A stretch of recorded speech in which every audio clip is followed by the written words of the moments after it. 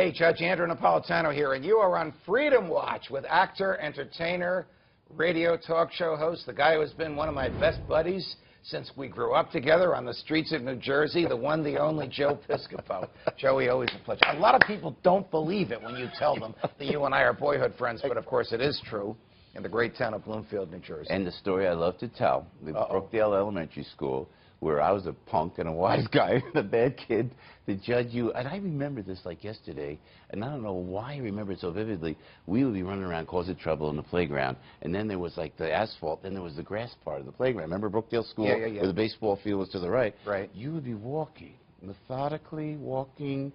I think you were walking to your home because you took those back roads home. Yes, yes. And do I remember your hands behind your back?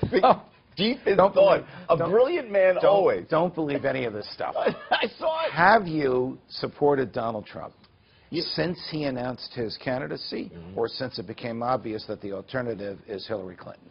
What a great question. Probably since since he announced his candidacy. We need a reset. Judge, we need a reset. The system is rigged indeed. You need somebody in Washington. They're scared in Washington. They're petrified of Donald Trump.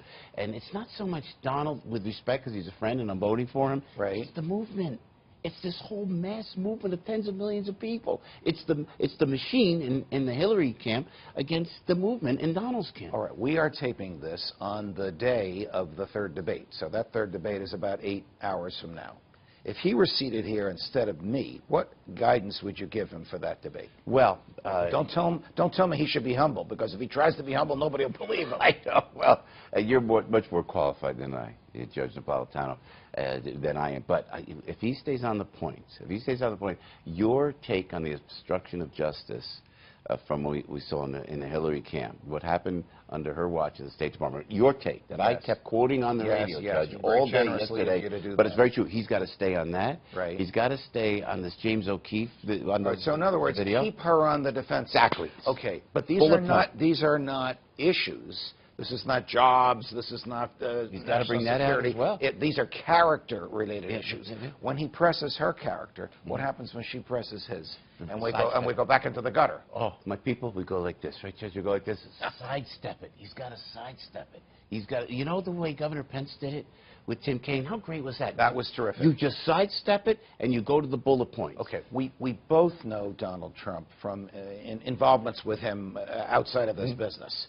I have a real estate involvement with him, and you've known him for many years as well. Does he have the temperament to stay on message? Or when you bruise him, does he have to go right for your jugular? That's the question. Because she knows that if she can bruise him, he'll fly off the handle, and then she wins. She'll lure him in. Yes. And she's brilliant at that. Yes, she is. And you can't hate, please. People hate. There's so much vitriol in this election. Don't hate Hillary. There's no reason to hate. You just made the best person win. But, yes, she will lure him in. Does he have the ability to defray that or to avoid that? That's a great question. My column coming out tomorrow argues that the presidential election is devoid of intellectual repartee. It has failed to address the proper role of the federal government in our lives. It's based on fear and hatred. You made me think of this a few minutes ago when you said hatred. Agree or disagree? Yeah, no, I agree. And aren't those two attributes of human behavior the worst? Fear and hatred? Should we really choose a president because they hate one or fear the other? Yeah. And why does the press go with all the lurid details? The press should just put it aside. And I think when Mr. Trump says it's a rigged system, he's right, and he means the way the mainstream media, and I think he'll agree with that they just always go with that, the lurid as opposed to the facts. Is he saying rigged system to prepare his supporters for defeat, to convince himself that his likely defeat is not his fault, or because there's real evidence that it's rigged? There's real evidence that it's rigged. He's trying to embolden his troops. Get the people out. Because I think what's going to happen, and I may be very wrong, but I really think, and only I know from my radio show, from online, people are going to come out. Tens of millions of people are going to come out voting for Donald Trump who have never registered to vote before. You think the polls are wrong and we're going to have a President-elect Trump in 4 weeks? You know what? Come on. You don't judge. You know me. If I may. I've known you for three-quarters of your life. I know. And you're such a grounded, wonderful guy. But you're one of the most intelligent men that I've ever met in my life. But I like the drama of it all. Barack Obama. and Donald Trump in the back of the limousine on Inauguration Day when Trump wins. Come on! You want a Saturday Night Live camera there. Listen, a GoPro camera, Obama and Donald Trump on the way to the Capitol inauguration. Would It you... would be like FDR and Herbert Hoover, each looking the other way. Oh, I would love that. Off the wall now.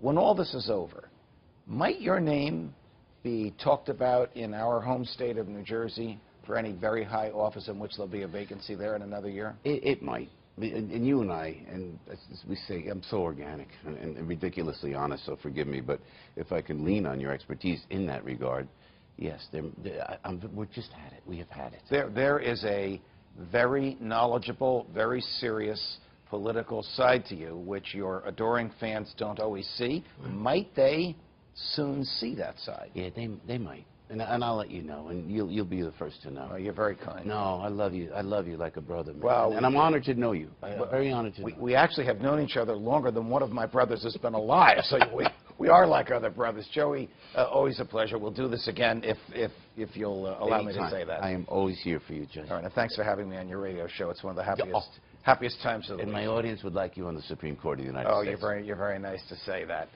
The one and only Joe Piscopo, the inimitable Joe Piscopo. I try and imitate him, but I fail. From New York, defending freedom, whenever they let us, Judge Andrew Napolitano. See you next week, America.